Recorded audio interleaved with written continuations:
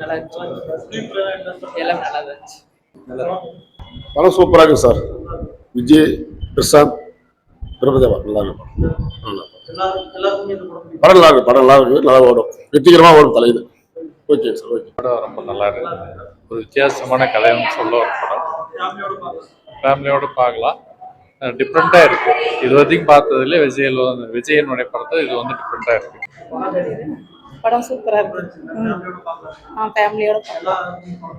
எல்லாருக்கும் பிடிக்கும். சின்ன குழந்தைலேருந்து பெரியவங்களோடையும் பிடிக்கும். ரொம்ப நல்லா இருக்கு. படம் நல்லா இருந்துச்சு. வேற லெவலில் இருந்துச்சு. இன்ட்ரெஸ்டாக இருக்குது படம். நல்லா இருந்துச்சு.